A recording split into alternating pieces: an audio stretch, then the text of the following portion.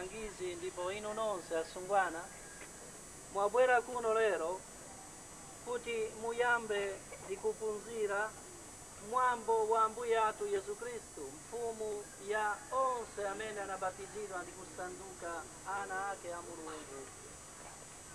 Pakuti ndiye mfumu yathu, ife timanena kuti ife ndife anthu amodzi ya mfumu. Kutakhala ndi mlandu ndani aweruza mlandu? Ndiye mwambo wa mudzi ausunga ndani? Tidzakukumbutsani kuti mwakula tsopano. Chifukwa chiyani mukufuna kuphunzira za iye ndi kumutsatira?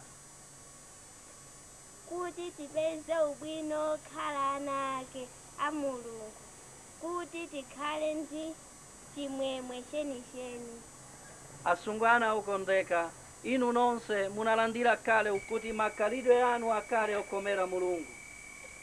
Pajatu Ambuye Yesu adatiphunzitsa kuti tikonde Mulungu ndi mtima wathu wonse ndipo tikonde athu cha Chikristu.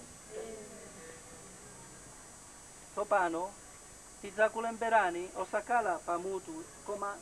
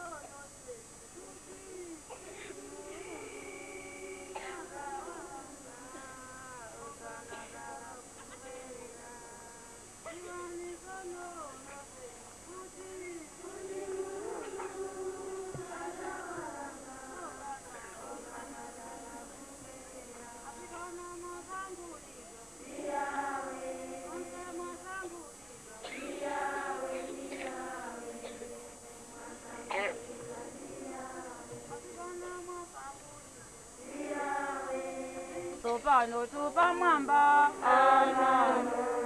Angelo mukala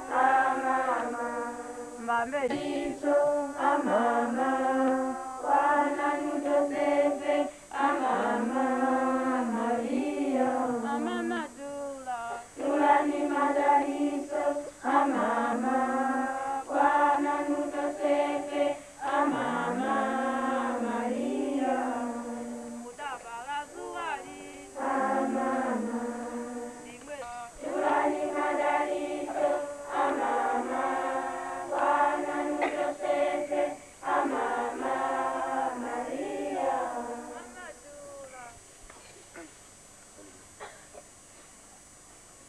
Josefe di Gadagoka